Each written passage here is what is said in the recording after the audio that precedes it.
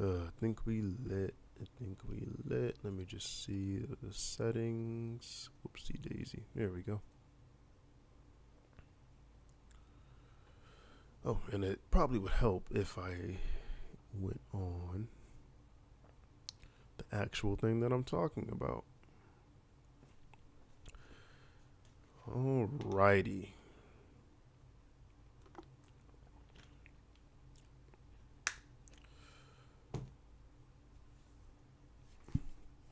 Okay. Okay. So, I think I'm going to kick off this stream by talking about actually the interview that came out. There's been a lot going on. Crix did an interview. WoW had just released a group interview that they were able to do at BlizzCon. Pardon me, I think I have it up here. And they got to ask a lot of questions just about Cataclysm, about Classic, about different philosophies when it comes to designing things, how they implement things, why they implement things, so on and so forth. It's on Wowhead. It's probably one of the first things you click on if you want to read it for yourself. but but yeah, Wowhead got a chance to participate in a group interview, asked a couple of questions, and we found out that, let me jump over to the other one, that Season of Discovery has a planned 4-phase strategy. So here we have the phases listed out here. We obviously know that the first phase is going to have a level cap of 25. Black Fathom Deeps is going to be the level up raid, and the Ashen Veil will be the zone event for the first level cap. And then phase 2 will have a level cap of 40, so you have to go 15 extra levels. And then from then on, you have a 50 level cap and a 60 level cap. And while obviously nothing was announced for the upcoming phases, you can kind of probably take a guess as to what they might be thinking the level upgrades would be for the next level caps. So like level 40, that's like Moradon, right? It's like you're ending Scarlet Monastery, which was teased at BlizzCon, so it might be Scarlet Monastery, could be Moradon, it could be something completely new, it could be the Karazhan Crypts that was also teased. It could be something completely different. Level 50, it could be like the Sunken Temple. It could be Zul'Farrak. Maybe not Zul'Farrak. Zul'Farrak still, actually, that might be too far for Zul'Farrak. But it could be Sunken Temple. That's around that level bracket. It could be a scaled version of Scholomance, maybe even Strathon, but those are like later. So I would expect those things at like level 60. But yeah, I would say Temple, Zul'Farrak, things like that. So yeah, a lot more information out. I just want to quickly brush on that you're probably going to see in your circulation of Wowhead and MMO Champion, whatever outlet you choose, Discords, whatever have you. You're going to see a lot more information coming up. But I just want to touch base on that. Now we can get to what I personally wanted to stream for, and that's not the talents, but that is the runes. Let me just get the bookmark here. Boom. So yesterday I talked about Shaman and Warlock tanking because I think those are the two flavors that's going to be probably the more popular ones, right? People have wanted those for a while. And then we got something that kind of came from left field, which is rogue tanking. I don't know how much this was necessarily wanted by the player base, but it's still interesting nonetheless. So I do want to get into what I think would be some runes that you would probably use as a rogue tank, some talent points that you would use as the first level cap as a rogue tank, so on and so forth. Kind of the same style that I did in yesterday's stream, right? So now that we got that situated, let's look at the runes. And now, thanks to Crix, because he also did an interview today. He streamed it. Where it wasn't today, but it was a stream that he did at BlizzCon with two of the developers. We now know that the 12 runes that you see on this page are the runes that we're going to be getting for the first level cap, the level 25 level cap. So these are the runes. These are the slots. These are the effects that they have. As of the recording of this stream, obviously, things are always subject to change, but this is what we get so far. So first things first, let's talk about the one that you really need to use as a rogue to tank. And that's just a flesh wound. So this is just like the Metamorphosis rune, the Way of the Earth rune. This is the rune that you need to operate as a tank on a rogue. You get a 20% physical damage DR while Blade Dance is active. You get the 6% crit immunity, and you get a massive threat increase. And it turns your feint into a taunt. So this is what you need to become a rogue tank. You need all of these things. You need the physical DR, you need the taunt, you need the crit immunity. One thing I will say about this is just by looking at the other newer tanks and the traditional tanks, the warrior, the paladin, and the druid, I feel like rogue is a little bit on the weaker end, only because rogues have leather, right? They have leather. They never upgrade from leather. They don't have an armor modifier. They don't have a stamina modifier. So that kind of made me feel like it was a little odd that they only got a 20% physical damage reduction, and that's only while Blade Dance is active. Now, obviously, Blade Dance, we'll get to that rune, but Blade Dance is something you're going to always want active, so I get that, but it's just kind of weird that they didn't just make it a 20% flat physical damage reduction regardless, not indicative to Blade Dance. Kind of like with Way of the Earth on the Shaman, where, let me see if I can just scroll down real quick. Way of the Earth just gives you, here we go. It just gives you that 100% increased threat, it gives you the health, and it gives you the 10% reduced damage taken. That's all damage too. That's not even just physical. That's all damage. So, and this is while Rockbiter is active, so you don't even have to do anything. You just have to have Rockbiter. Rockbiter is like a 20 or 30 minute buff. So I'm kind of shocked that they didn't give the same thing to rogues, and kind of the same thing as warlocks, right? Like warlocks get a 500% armor increase due to the fact that they wear cloth, but rogues kind of only get a 20% physical DR, and that's only while Blade Dance is active. I feel like they should buff that. I feel like that should be just at all times, because I feel like rogues are the squishier of the now, 6 tank options now? Because you have a warrior, druid, paladin, rogue, warlock, shaman. Yeah, so 6 tank options. But I also understand that just by looking at their kit, they are kind of going to be the avoidance tank. Like they're not going to mitigate damage through having a lot of armor or having a lot of health. They're going to mitigate it by just not taking a lot of hits at all. So that might be a playstyle for them. But anyway, just a flesh wound is something that you need to use as a rogue tank if you want to operate as a rogue tank. It fills the chest slot, so you can't have this, and you can't have Slaughter from the Shadows or Quick Draw. You have to have this one. So keep that in mind. You have to use just a flesh wound.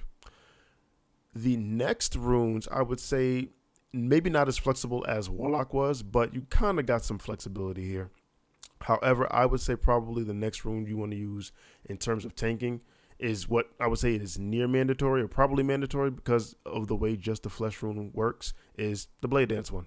It operates in the leg slot, and it is a new finisher. So you build combo points and you spend the combo points with this, and it gives you increased parry based on how many combo points you use it on. So if you use one combo point, you get 6% parry for 14 seconds, all the way up to 10% parry for 30 seconds. So, and remember, while Blade Dance is active, if you have just a flesh wound, you're taking 20% reduced damage for the hits that you don't avoid. So I would say these two go hand in hand. You probably need both of these. These are mandatory as a rogue tank, and I don't think there's much flexibility there.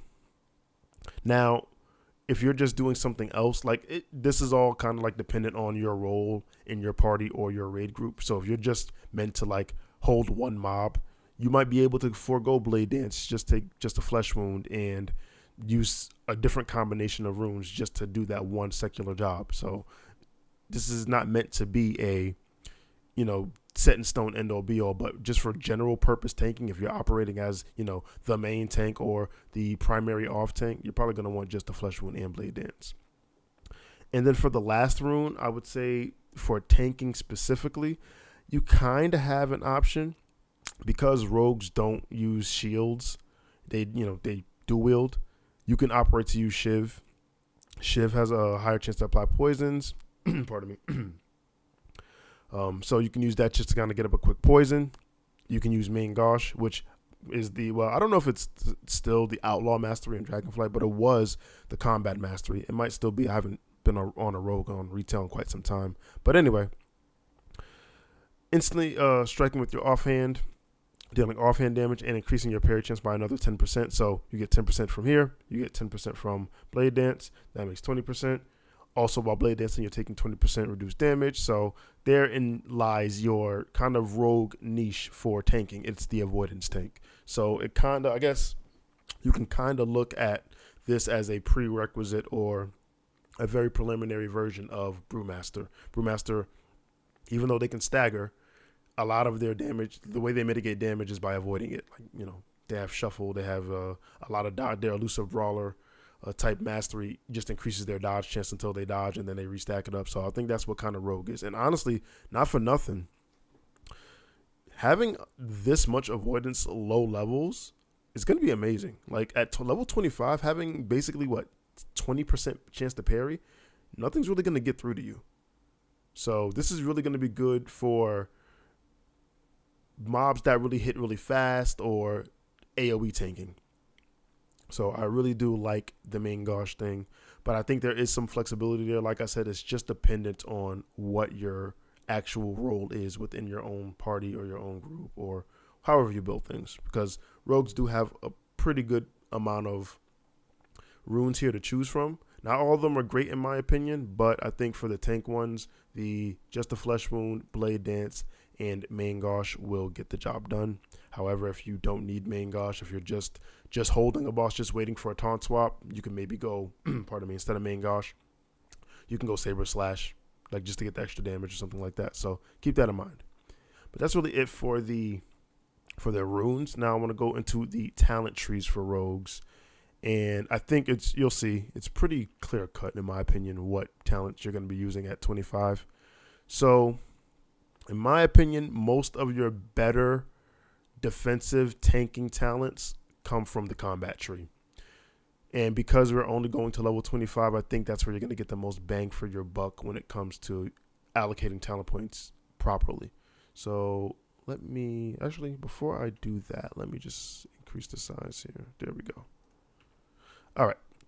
So, yeah, starting in the combat tree, you have improved gouge, or increases the duration of gouge. You have improved signature strike, reducing the cost of signature strike. And then you have lightning reflexes, which increases your dodge. Again, rogue is looking like it's shaping up to be the avoidance tank. So having more avoidance is going to benefit you. So you get a flat 5% dodge here. I want to say this. I apologize. I said this yesterday. I apologize if I sound funny. I'm still battling a sore throat, but we're going to make it. But yeah, a 5% flat dodge is kind of the no-brainer, especially when you're gearing up, like when you're still collecting pre-raid and you might be on a little bit of the squishier side. Like you're going to want as much avoidance or as much mitigation as you can possibly muster.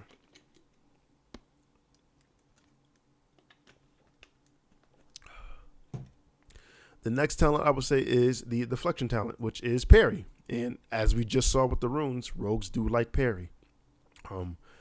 I would also go 5 out of 5 here, and that means we're at level 19. We only got a few talent points left to choose from. And rogues have a couple options here, actually. So I would say the first option maybe to look for is precision.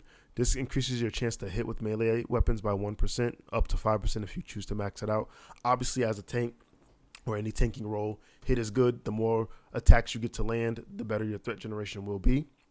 And even though Flesh Wound does have a threat modifier attached to it, like the rune, just the Flesh Wound has a threat modifier attached to it, rogues aren't notoriously known for having threat modifying abilities. If anything, they have threat reduction abilities. Now, that's just indicative of saying rogues do a lot of damage, so they in turn generate a decent amount of threat. But normally you have things like Vanish, you have things like Faint, so you can kind of reduce your threat by a little bit. But we want to generate threat here. I don't know why I'm talking about that. We want to generate threat here.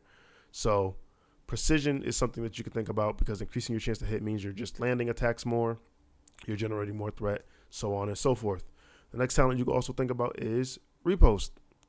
So you can only do this ability after parrying. And as we just saw, if you have 5% parry from deflection, you have 10% from using the main Gosh rune, and then you have another 10% from using Blade Dance. This is going to be up very often. So, pardon me. I would be shocked if Season of Discovery comes out and there's not a rogue build that takes Repost. Not only does it do a lot of weapon damage, 150% is a lot, especially if you have a good weapon. It also disarms the target. So it's kind of an offensive and a defensive. And there are a couple of mobs, a couple of lieutenant mobs, maybe even a couple of bosses that can be disarmed. So this is a really good talent in my opinion, especially if you're OT. If you're off tanking, generally speaking, lieutenant mobs, ads, they can be disarmed. I'm not too sure on which bosses in vanilla can be disarmed. I would say there should be a few. But I know for a fact lieutenant mobs and regular elite mobs can be disarmed. So Repost is a pretty good talent to have. Does a lot of damage, and it has a defensive component if the mob is able to be disarmed. And then the next talent I would think about is Endurance. Endurance is going to reduce the cooldown of your evasion. So on vanilla, evasion is a 5-minute cooldown, but if we put 2 talent points in it, it goes to a 3.5-minute cooldown. So yes, it's not like what you like are used to on retail or anything like that, or any later iteration of WoW. I think evasion is like a 3-minute or 2-minute cooldown on Wrath Classic and retail. So it's still not there yet, but having access to a very powerful cooldown like evasion, and even sprint too. Like sprint is another 5-minute cooldown. Having access to sprint definitely can help out, especially because we're still kind of playing into that avoidance tank kind of niche here. So endurance is a thing. So for me, what I would pick as my build if I was rogue tanking, again, this is for a pre-raid setup, and then I'll change it up a little bit, but I would do like that and that. So we're at level 25. We spent the talent points. We have 5% extra dodge. We have 5% extra parry. We have 3% extra hit, which also goes a long way at low levels because remember the hit cap should be a little bit lower unless Blizzard is still adhering to boss mobs and elite mobs needing that, like I think 8% or 9% hit range. If they're still adhering to that, then I would say maybe invest a little bit more in precision. But generally speaking, boss mobs are 3 levels higher than you. So if you're 28, then the bosses in Black Fathom Deep, if you're 25, the bosses in Black Fathom Deep should be 28, which having an extra 3% hit should suffice. Unless you're having threat issues, then yeah, you would put a little bit more into precision to kind of make sure your attacks are landing. But I think 3 should be enough, and then you can get the repost ability and you can get a shorter cooldown on evasion. Now, if you don't think you need this, if you think, the 5-minute evasion's fine, you don't need this, then you can sure put the rest in precision. You can put the rest in sprint to free yourself from some abilities, although I think this kind of has niche uses. I say that now, but there might be a whole bunch of roots in the Black Fathom Depths raid, so who knows, this talent might be the sleeper pick. But as of right now, until I know that information, I would just say, you can just max out precision. You could also put it in improved backstab for trolling, but you're not going to be using backstab, so don't even worry about it. But I would think the safest build, just for maximizing both your defense and your offense, is 5 lightning reflexes, 5 deflection, 3 into precision, 1 into repost, 2 into endurance. Now let's talk about some of the other trees real quick. So to be quite honest, I don't really think there's anything in the subtlety tree early on at the level 25 bracket that you would use as a rogue tank. Immediately you probably think of the first thing is Ghostly Strike. This is an ability that when you use it, it gives you 15% dodge for 7 seconds and it gives you a combo point. It's on a 20-second cooldown, but you got to invest a lot of talents into talents that really won't help you for tanking just to get here, when you could just put that same 15%, you can get 5% at all times just from lightning reflexes. So like if we reset it, let me just reset it. Like, do I want increased damage with backstab, garrote, and ambush? Probably not as a tank. You really probably don't care about these abilities as a tank. You're not going to be standing behind something to backstab, or you're not going to be able to stealth and garrote or stealth and ambush, right? You're not going to be randomly vanishing to try to get those off and losing threat and all that stuff. So this talent, opportunity, is kind of a dead talent for a rogue tank. Master of Deception, reducing the chance that enemies detect you in stealth, is also kind of a dead talent. Again, you're not going to be tanking in stealth. So until there's an ability or a rune that allows you to tank in stealth and it might have some niche uses, you can skip these. Sleight of hand reduces the chance you'll be critically hit. This doesn't matter because as a rogue tank, you have that flesh wounds 6% crit immunity, so that doesn't matter. Reducing the cooldown on Vanish and Blind also doesn't matter. These are like kind of escape mechanics. As a tank, you don't want to escape. You want to be on the front lines. And Camouflage, increasing your speed while stealth, is a very niche pick. I know that's one of the like major quality of life things that when they finally changed, I think it was Kata when they changed that stealth doesn't slow you anymore. It was welcome, but as a rogue tank, you don't care. So you see how many nonsense talents you have to get to just to get to the one actually good talent or halfway decent talent. And Ghostly Strike is on the 20-second cooldown. It only has a 7-second uptime. So a 15% dodge on a 7-second uptime when you can just have 5% again at all times. The math ain't mathing. You might as well just go get lightning reflexes. So that's why I kind of said you can kind of skip the subtlety tree for the level 25 bracket. Now, of course, as you go down, it does have some pretty cool things. Setup is pretty good. You could have if you max it out, you'd have a 45% chance to add a combo point after dodging an attack or fully resisting their spells. This is going to be a big talent. Obviously, pre-med is going to be a big talent. You know, adding 2 combo points to a target already is going to be really good. Increasing your attack power is going to be pretty good. Like later on in the subtlety tree, there's some pretty cool talents, but early on, it's just not enough to me. And then going over to the assassination tree, this is really all about damage, and damage isn't bad. Threat isn't bad. Damage isn't bad. I could see once you like have gear, right? Once you've gone past the pre-raid setup phase and you have gear, and you're just trying to push it, you're just trying to speed run, you're just trying to maintain your threat. I could see people delving into the assassination tree a little bit more. I still would err on the side of caution and still get your lightning reflexes and maybe get 3 out of 5 precision just to help out. But I could see once you have enough stats on your gear to supplement not having these defensive talents, you might be able to go into the assassination tree, especially for things like improved eviscerate for just a flat 15% increase in damage on eviscerate. You could also go into malice just to increase your critical strike chance by a flat 5%. So these are things you can get.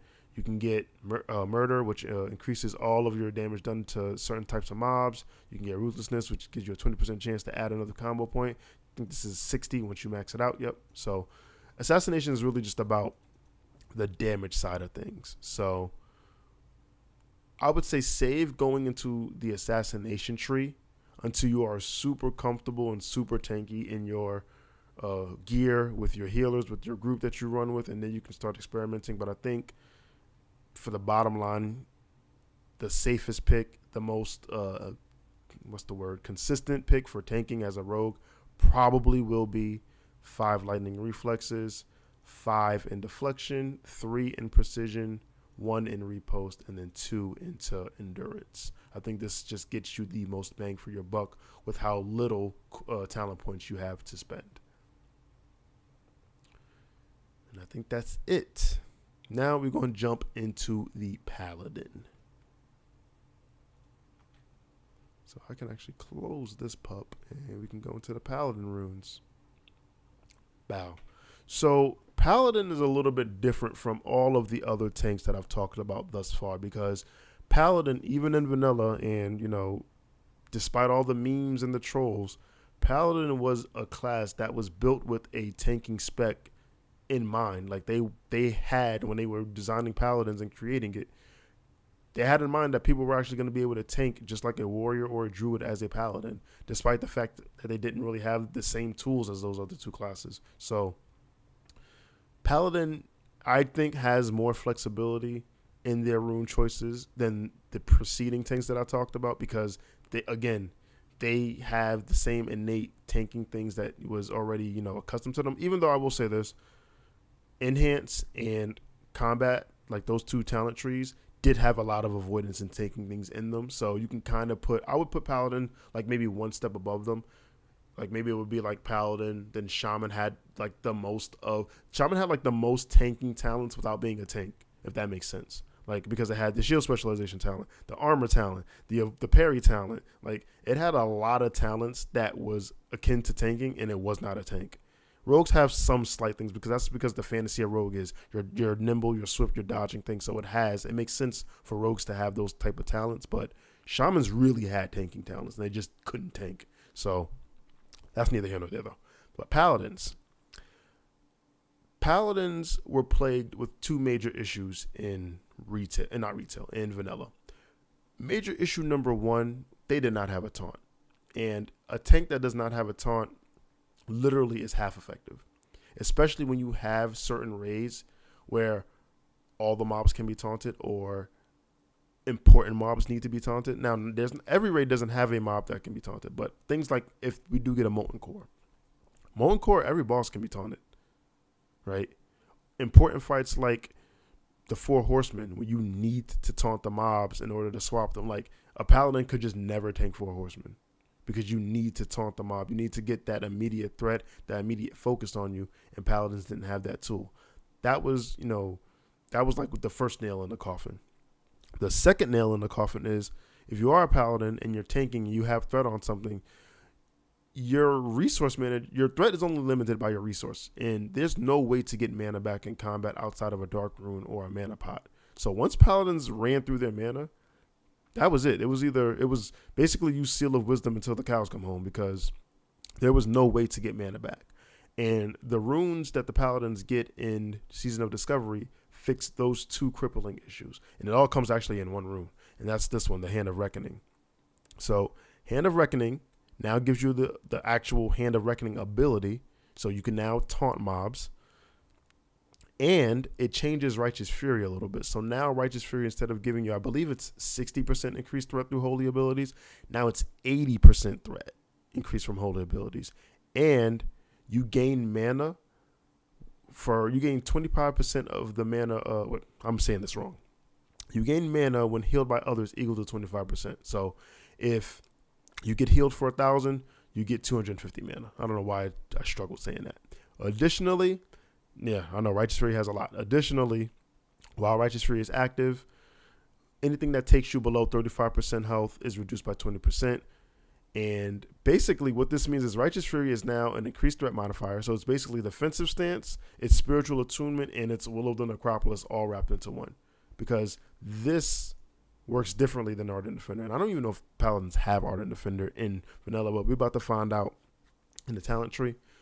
But yeah, this rune right here, the Hand of Reckoning, is so mandatory for you to really be a Paladin, to be an efficient Paladin tank. Like, sure, people have been tanking on Paladins in 2019 Classic and Season of Mastery and Hardcore. Like, yeah, sure, you can make it work with a lot of assistance. But now you are just so self-sufficient, because now you can taunt.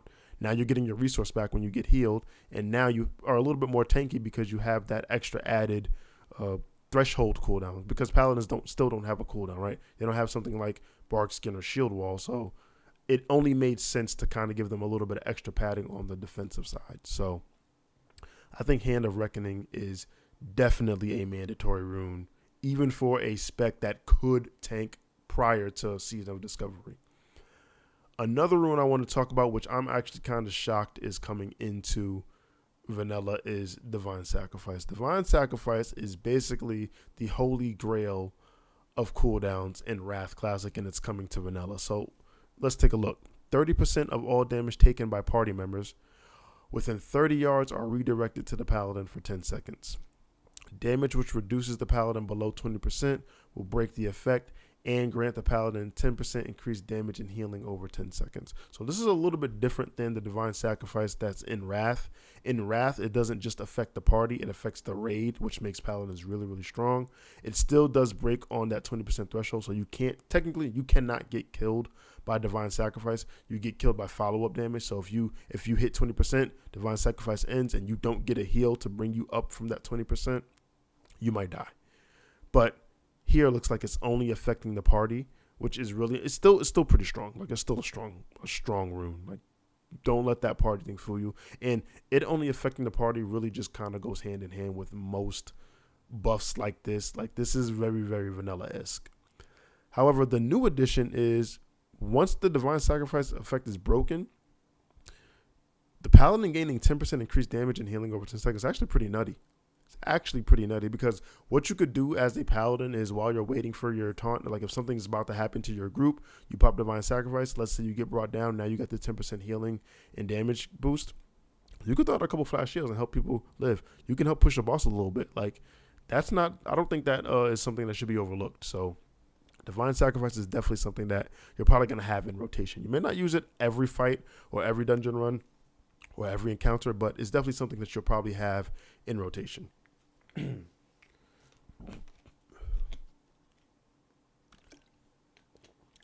next rune I want to talk about is the Aegis rune. So this one, let me highlight it real quick. This one is going to increase your block value by 30% and, pardon me, and damaging and melee and ranged attacks against you have a 10% chance to increase your block chance by 30%. So you get best of both worlds. You get block value increased by 30%, and you have a chance to get your block chance increased by 30%. It lasts 10 seconds or 5 blocks. Effect not cumulative with redoubt, meaning if you have redoubt active, those two things don't add up. Like you don't get the 30% from redoubt and then the 30% from Aegis. That would be kind of nutty. So I can understand why they did that. I'll say this though, like once we get to the talent part, I'll talk about it a little bit more. But Aegis kind of diminishes redoubt's power a little bit, and you'll understand once we read the talent. But I also think this is one that you're definitely going to, if it's going to be more of a mainstay to me than Divine Sacrifice, because this is just flat DR, especially when you're mob tanking. Like whenever you're tanking more than one thing, Aegis just becomes that much better. So this is definitely one that you're going to have in the tuck for quite some time. The next one is Avenger Shield. You know it, you love it, and this is another one that I'm shocked is coming to Classic, even though I shouldn't be that shocked because Avenger Shield got introduced in TBC, which isn't a far off game from Vanilla, so keep that in mind. But anyway, hurls a holy shield at the enemy, dealing some holy damage, dazing them, and then jumping to a nearby additional enemy. Affects 3 total targets, lasts 10 seconds. Note that this says dazing and not silencing, so it doesn't have that silence component. So if you throw your shield at somebody, keep in mind that you're still going to, like if it's a caster, you're still going to have to LOS for them to come to you. You'll have threat on them, but you'll have to LOS if you want them to actually come into melee range. I also think this is one that's going to be in heavy rotation, especially for dungeon running, especially for things like Strathome Farms and Scholomance and Sunken Temple and Moradon and Zul'Farrak, like all the dungeons with like high density mobs. I think Avenger Shield is definitely going to be in high rotation.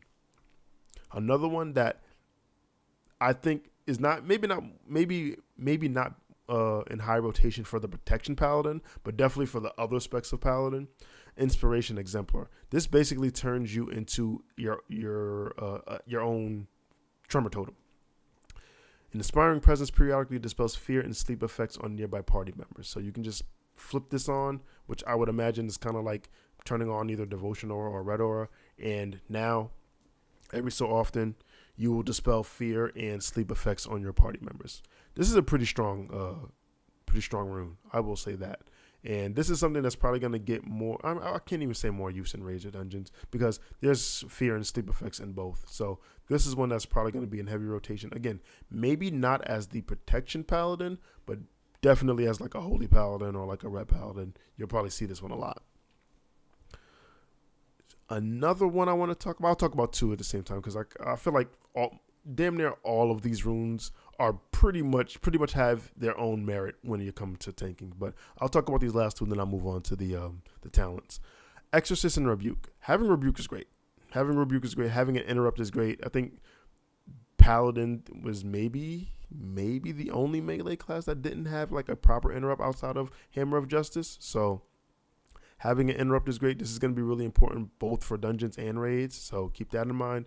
And Exorcist is probably one of the best quality of life changes they could do because now Exorcist can be cast on any target, helping you range pull. Because remember, Judgment in Vanilla only has like a 10-yard range, so you really can't rely on that. And it has a guaranteed critical strike chance against undead and demons. So this is going to be really good in like Scholomance, Strathome. Where is there a dungeon with a lot of demons? I guess if you make it, Ragefire Chasm, like I think you're gonna see this a lot in dungeons, right? So I'll say this for raiding, I think it's a no-brainer. You're definitely taking Hand of Reckoning and you're never letting it go. You're gonna hold on to it for dear life, without question. Even in Dungeon 2, like for raiding in dungeons, Hand of Reckoning, you're never letting go. For rating specifically, I would say dependent on your role, if you're operating as an OT, you probably pick up Aegis in your chest slot, increasing your physical mitigation done, or your physical mitigation done. You're increasing your physical mitigation, and probably Divine Sacrifice if you're just operating as an OT. If you're operating as an MT, as a main tank, you probably still use Aegis and Divine Sacrifice, but that Divine Sacrifice one can be swapped out for other things. You can use Exorcist, you can use Rebuke if you have to interrupt something, you can use Inspiration Exemplar, you can use a couple of things as a main tank, because generally speaking, the main tank is there to be supported. Like, their job is to hold threat and maintain proper positioning, right? So with those two things being such big roles, you might not have the flexibility or the fluidity to provide a Divine Sacrifice, because the Divine Sacrifice could kill you, like, as a main tank. If the healers aren't ready for it, if you use it haphazardly, the Divine Sacrifice could kill you on the follow-up. Not the ability itself, but the follow-up. So you got to be careful with Divine Sacrifice. Rebuke could be a dead one, because if you have a lot of melee, which chances are you will, because warriors are probably still going to be strong, rogues are still going to be strong as DPS. You're going to have shamans if you're a horde interrupting. Like, Rebuke might not be one that you need as the main tank, so keep that in mind. I think I've talked about enough on the rune side. Now let's go to the talent side.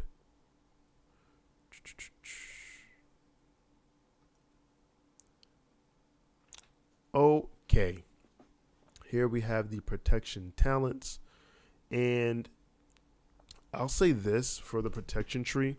I feel like protection, once again, because they were designed in mind to tank, you don't have to shoehorn anything. You don't have to force it. You're kind of set up for greatness in all areas.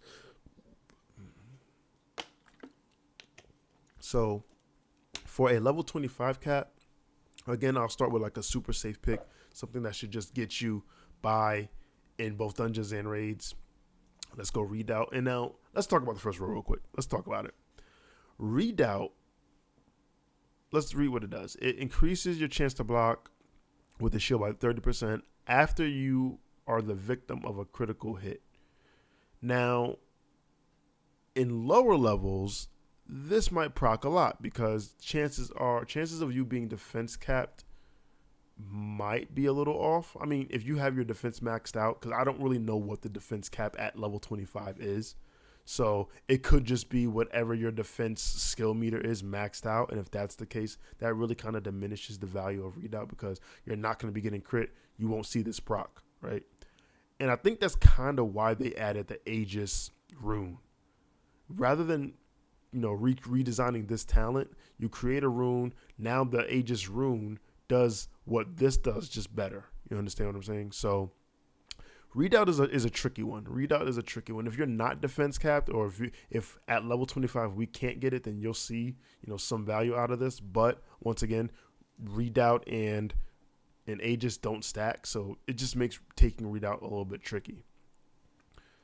The next option could be taking Improved Devotion Aura. So Devotion Aura is another tricky one. So it increases the armor bonus of Devotion Aura by 25%, which is admittedly pretty decent, especially at lower levels.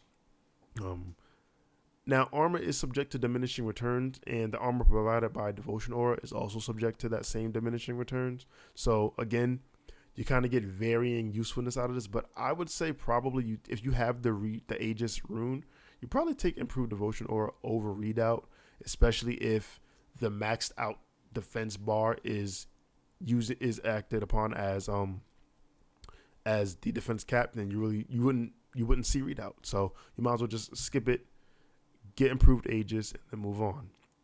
Now, moving on into the second tier, again, almost every tank class and some non-tank specs. Like I said, enhancement. We have toughness, increasing our armor, reducing our physical damage done or taken. Pretty good no-brainer. The next one I'll say is precision. And precision just increases your chance to hit. But there's one thing I did forget, actually, I want to talk about. I'm going to take a back step. And I think it's probably going to be the reason why you take Redoubt, and that's because it's linked to shield specialization. Now, I obviously wasn't at BlizzCon. I didn't see the demos. I didn't see the talent trees. If they change the talent trees, because I think they're going to have to, right? Because some of the abilities, when you combine what they do within the talent tree and what they do within the rune, they do different things. I think I kind of went over that yesterday with the Warlock. Like when you change Shadow Bolt into Shadow Cleave when you're in meta, there are some talents in the destruction tree, if you take them, that operate with Shadow Bolt, like reducing the cast time on Shadow Bolt. Obviously, if it's a melee ability, it doesn't have a cast time. So they would kind of have to tweak it a little bit. And they may do that for a number of talents. And one tweak I think they should do is not having redoubt a requirement for shield specialization. If anything, now that the Aegis rune is in effect, you can honestly just get rid of redoubt and just put shield specialization right where that's at. And then just have a third tier, three on the second tier, 3 on the third tier, and move on with life. But that's just how I would do things. Don't know what Blizzard's planning, but to get shield specialization, you do need to put redoubt in, and that's where a lot of your talent points are going to go. But anyway, let's go down the tree. So like I said before, increasing your armor value by 10% is pretty good. Increasing your chance to hit. You probably don't have to max this one out. Again, if we're level 25, that means boss mobs probably will be level 28, I'm guessing, because most boss mobs are 3 levels higher than you. So level 28, chances are you really won't need that third talent point for just chance on hit with melee attacks, especially because a lot of your threats generate through holy damage. So if anything, this is helping when you have your shield of the righteous seal, not shield of the righteous, seal of the righteousness seal on, and that added holy damage is increasing your threat. So that does make sense if you want to just make sure all of your hits are landing and you're increasing your threat with that seal. You can put in precision, but this is probably like the first talent that you can probably take one out of and be okay with. And then the next allocation of talent points you can put right in shield specialization. This is going to increase your block value by 30% flatly. No tricks. I think it's a really good talent, especially if you're multi-target tanking, especially if you're tanking in dungeons. Now, we only have one talent point left, and one pick you could do with it is put it in Kings, right? Kings is a very strong buff. No other class or spec at the moment, unless they add a rune to do it, no other class or spec provides the percentage stats king buff, so this is going to be pretty important. However, chances are you probably won't be the only paladin in a raid group, at least an organized one. So if that is the case, you can maybe forego this talent and put it elsewhere. So keep that in mind. This is one that you kind of got to gauge around your surroundings, right? If you're in a raid environment and there's consistently, 2 other paladins running with you, convince one of them to get kings, especially if it's a holy paladin. But if you are the only paladin, or if you're one of 2, you might have to get Blessing of Kings. And it's not a bad talent, obviously. It's a great buff. I'm just letting you know the rules here. But let's just say you don't have to get it, right? Well, no, I'll say if you do have to get it, then this is kind of what your talent setup is going to probably look like. It's going to be redoubt by way of trying to get shield specialization. It's going to be precision to keep your threat up, and it's going to be armor for your armor and kings, right? Now, there's another way to go. You can do this. Let's say you don't want the hit. Let's say you feel like you're solid in your threat generation. Consecrate is doing its thing. Judgments is doing this thing, right? Seal of Righteous is doing this thing, or maybe you just have some gear with some hit on it. Who knows? Then I would say you can take your last 3 remaining talent points and put them in Improved Righteous Fury. This is going to make your threat generation skyrocket. However, this is also a situational talent. Once again, we're at the level 25 bracket. Not every class is going to have, their big abilities that's going to pull threat off you. So the value of this talent really is going to be determined by your raiding environment or your dungeoning environment, whatever you want to call it. So if your threat is pretty solid, maybe you don't need to max out Improved Righteous Fury, because that's all it does. Like, I know people sometimes get confused with this talent because in TBC, when you take this, it also reduces all damage taken while Righteous Fury is active.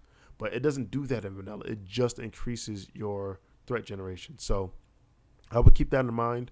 Kind of gauge how much you need to invest in this talent, if at all. Maybe those talent points can be allocated elsewhere. I will say this, though.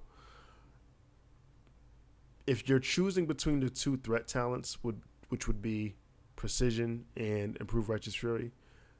I would kind of lean for dungeon grinding more towards Righteous Fury because the bulk of your threat generation is going to come from consecration. So keep that in mind, or not consecration, Holy Shield. Keep that in mind, or just pardon me, tab judging, because you're not going to have Holy Shield at level 25. At least I don't think so. We've already seen the 12 runes. Holy Shield is the capstone talent. Don't think there's a way to get Holy Shield. You could try to get consecration. There's a way to. And the Holy Tree is, I would say it's the runes that you have make you defensive enough to kind of invest into getting consecration. So like if we did that, I would say you could do something like this, where you go Divine Intellect to increase your mana pool. Obviously, this is going to allow you to use more spells, right? Because you're going to increase your mana pool. It's going to give you more mana back on return while you're using that Hand of Reckoning rune, right? And then you get Improved Seal, and then you get Consecration. Congratulations, you're a dungeon tank. You did it. And now you can take the remaining 5 talents and you can put them in Redoubt, or you can put them in Improve, Devotion Aura, whatever floats your boat. But this is like kind of like an add slash dungeon tank thing, right? Because this is really what you're hoping for. Like these are the things that you need to generate a lot of AoE threat. Now, if you're not worried about AoE threat, or if that's not your role, then yeah, you would dive into the redoubts, the shield specializations, the toughness, precision, things like that. But yeah, this is like your AoE. This is like your AoE tanking thing. You could even get real spicy and not take Improved Devotion Aura and just go straight into Benediction, just to reduce the mana cost of your Judgment and your Seals to kind of make your mana efficiency that much better. And then you can really pump out some big consecrations and stuff like that, and big judgments and things of that nature. So keep that in mind. If you want an AoE tank, this is probably the way to go. You can, again, get Benediction, or you can just get, if you're not quite defense capped, Redoubt is also a good one. Remember, Redoubt and the Aegis rune can't be up they don't stack cumulatively, so you can't get like a 60% dodge chance or block chance. So keep that in mind if you are trying to take Redoubt. But yeah, this is the AoE tank. Now, let's talk about the Ret Tree real quick. So the Ret Tree, obviously, like I said, it does have Benediction. That reduces the mana cost of your Judgment and your Seals. It does have the parry, the deflection talent, so this gives you a little bit of avoidance. This other stuff is really not really meant for protection tanking. They're not bad. Obviously, Seal of Command isn't bad. Obviously, Pursuit of Justice, increasing your movement speed isn't bad. Conviction, increasing your crit chance. None of this stuff is bad, right? Improve Seal the Crusader. None of this stuff is bad. However, it just doesn't have a lot of defensive merit. And defensive power is pretty good, especially as a tank, obviously. Threat is important. I said that yesterday. Threat is really important, but defensive power is also really important because it's the main thing you're worried about as a tank. Can I survive the hit? So if you did want to kind of like sub-red, I'd probably stop at deflection. Like get Benediction, get deflection, and then go into the protection tree. Or if you're AoE tanking, maybe go into the Holy Tree. But by this point, you can't get consecration anymore. So if you're already invested 10 points into Retribution, your best bet is probably to go into the protection tree. Although, unless you're like MT and you really need the avoidance, I don't know how necessary it is to need deflection. Like Benediction, I can understand if you're just trying to create a better mana economy, but I don't know the necessity of deflection at level 25. Later levels, sure. Level 25, there's enough in the protection tree to where I think you can kind of supplement not having the 5% parry. Like if you did 5 out of 5 Benediction and you did, let's say, Redoubt, let's say, and then Armor Toughness, and let's say Shield Specialization. Oh, that's too much. Let's dial it back. Yeah. Let's say you did something like that. So now you have the block, you have Redoubt for when you get critically hit. You have the increased armor percent, and you still have that floating talent. I just put it in Shield Specialization just to increase my block value a little bit, but you can put it in Kings if you want to provide the King's buff. You can put it in Righteous Fury to give you a little bit more threat. So there's things that you can kind of supplement the parry for. Keep that in mind. But I think for the major 2 builds, if you're dungeon tanking or you're AoE or you're responsible for mobs, as a Paladin tank, you go here, you get Consecration, you get Armor, or if you're not crit immune, you get Redoubt, and you call it a day. This is what your talents are going to look like as a dungeon / add tank. And if you're main tanking, then you put that 5 out of 5 here. You get toughness, you get shield specialization, and the last 3 you can either put 2 out of 3 precision or 3 out of 3 precision. You can put 2 out of 3 improve righteous fury or 3 out of 3, or you can use that last floating talent and get kings if you need it. And I think with that, I think we finished the protection paladin tree.